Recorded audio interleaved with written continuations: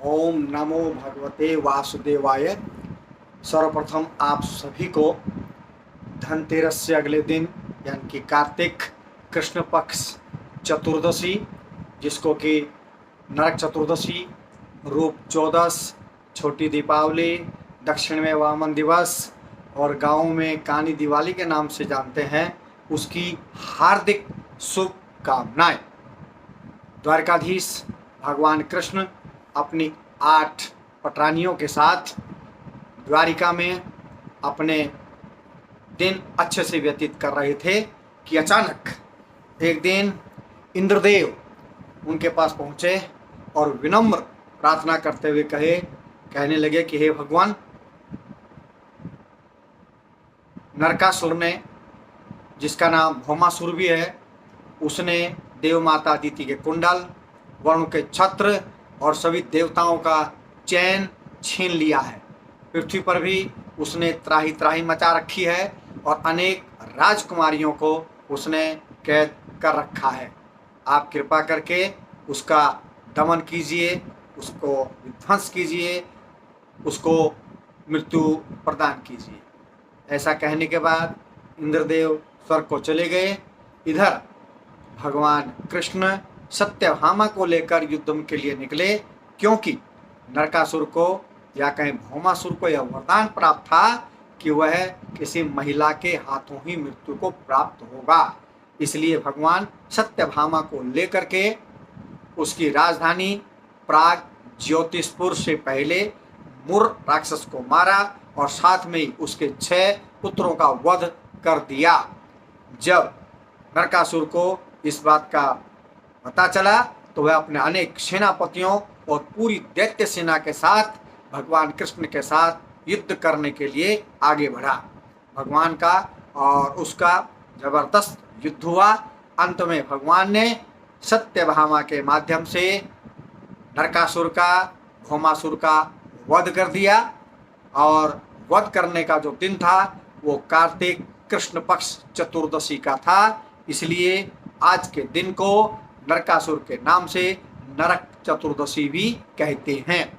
उसका वध करने के पश्चात भगवान ने नरकासुर की कैद में जितनी राजकुमारियां थी उनको सबको स्वतंत्र किया और उनको आदेश दिया कि अब आप सभी स्वतंत्र हैं, जहां जाना चाहें जा सकती हैं। उनकी संख्या 16,100 थी। वे सभी राजकुमारी भगवान को विनम्र प्रार्थना करते हुए बोली कि हम इतने दिन इस राक्षस की कैद में रही तो न तो हमारे माता पिता हमें स्वीकार करेंगे और न ही समाज हमें स्वीकार करेगा। इसलिए हे प्रभु, आप ही हमें शरण दीजिए, आप ही हमारे रक्षक हैं। तो भगवान ने उन सब से विवाह कराया और द्वारिकाधीश जो भगवान थे वो 16,108 पत्नियों के पति बने, जिनमें 8 रुक्मणी, सत्यभामा आदि पटरानियां थी। बोलिए द्वारिकाधीश भगवान की जय। नंदनंदनाय विद्महे वासुदेवाय धीमहि तन्नो कृष्ण प्रचोदयात्। श्री कृष्णाय वयं नुमः। प्राचीन समय में एक रंती देव नाम का राजा था। वह अपने पूर्व जन्म में भी बहुत ही धर्मात्मा और दानी था और इस जन्म में भी बहुत दान किया करता था और सत्कर्म करता था। मृत्यु सबकी होती है। एक दिन वह भी मृत्यु के निकट पहुंचा और यमदूत उसे नरक में ले जाने के लिए आ पहुंचे। रंतीदेव ने कहा कि मैं तो इतने सत्कर्म करता हूं, दान करता हूं, फिर आप मुझे नरक में क्यों ले जा रहे हैं? कृपा करके मुझे बताइए, आखिर मेरा दोष क्या है, मुझे आप नरक में क्यों ले जा रहे हैं? यमदूत ने कहा कि तुम भूल गए हो, एक बार तुम्हारे द्वार से एक ब्राह्मण जो अत्यधिक भूखा था वो भूखा ही लौट गया, इसलिए तुम्हें नरक में हमारे साथ चलना होगा। रंतीदेव ने कहा, हे यमदूतो, 1 वर्ष के लिए मुझे जीवन दान दो, उसके पश्चात मैं आपके साथ चलूँगा, ये मुझ पर उपकार करो। यमदूतों ने बिना सोचे समझे उसको 1 वर्ष दे दिया। रंतीदेव अब ऋषियों महर्षियों के पास पहुंचा और उन सबको नमस्कार करके कहा कि मुझे ऐसे दोष लग गया है, मुझे नरक में जाना पड़ रहा है, तो कृपया करके मुझे कोई इसका उपाय बताइए जिससे मैं नरक जाने से बच सकूं।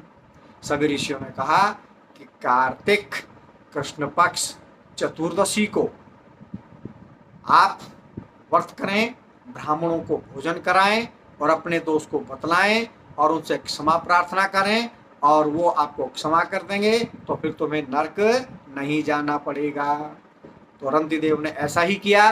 कार्तिक कृष्ण पक्ष चतुर्दशी को व्रत किया, ब्राह्मणों को भोजन कराया, उनसे क्षमा याचना की, सभी ब्राह्मणों ने उसको क्षमा कर दिया और वह फिर इस लोक का सुख होकर अंत में विष्णु लोक को चला गया। और वो दिन नरक चतुर्दशी ही थी, आज की चतुर्दशी। तो बोलिए विष्णु भगवान की जय। तो मित्रों, आगे की कथा रूप चौदस के विषय में कहूँ उससे पहले आपसे वही विनम्र प्रार्थना कि यदि आपने अभी तक मेरे इस चैनल को अर्थात शास्त्री चैनल को सब्सक्राइब नहीं किया है तो कृपया सब्सक्राइब करें और लाइक का बटन दबाएं, शेयर अवश्य करें ताकि दूसरे लोग भी इन कथाओं को श्रवण कर सकें। तो चलिए आगे की कथा करते हैं, रूप चौदस के विषय में जानते हैं। पुराने समय में हिरण्यगर्भ नाम का एक नगर था जिसमें एक योगीराज रहते थे।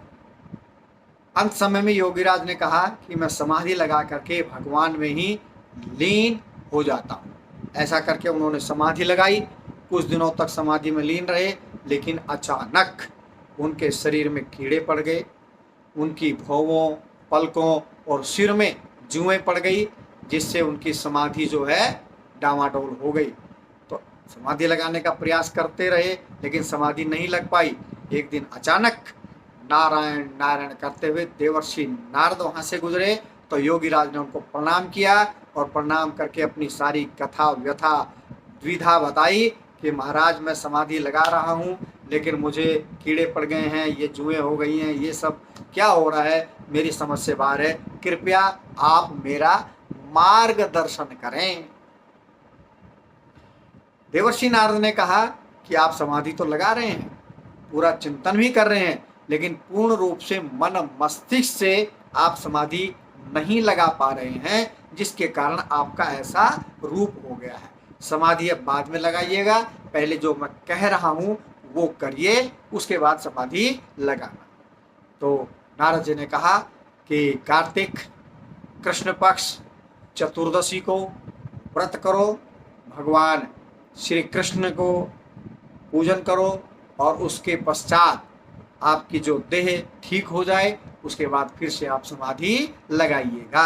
तो कार्तिक कृष्ण पक्ष चतुर्दशी को उन्होंने व्रत किया, भगवान कृष्ण का पूरे मन मस्तिष्क ध्यान से पूजा अर्चना की, तो उनका रूप पहले से भी अत्यधिक सुंदर हो गया और वो दिन आज का ही था, यानी कि कार्तिक कृष्ण पक्ष चतुर्दशी का था। उनका रूप बहुत ही सुंदर हो गया, तो इसलिए नाम पड़ गया रूप चौदस। तो जो रूप को चाहते हैं, सौंदर्य को चाहते हैं, तो उन्हें कार्तिक कृष्ण पक्ष चतुर्दशी को व्रत करते हुए भगवान कृष्ण का पूजन अर्चन पूरे मन मस्तिष्क से करना चाहिए और सुंदरता को प्राप्त करें। दक्षिण भारत में आज के दिन वामन की पूजा होती है। कहा जाता है कि बलि महाराज ने वामन देव से जब उन्होंने पाताल लोक के लिए भेजा तो उनसे कहा कि आप धनतेरस, रूप चौदस और अमावस्या के दिन मेरे जितने भक्त हैं, मेरे जितने प्रजा के लोग हैं, वो आपको स्मरण करेंगे तो आप वहाँ आएंगे और जो कुछ भी वो देंगे मांगेंगे वो आपको प्रदान करना होगा और चतुर्दशी के दिन वो आपकी पूजा करेंगे। तो भगवान वामन देव तथास्तु कहा और इसलिए आज दक्षिण भारत में वामन दिवस मनाया जाता है। तो आज के लिए इतना ही, कल मिलते हैं दीपावली कथा को लेकर के।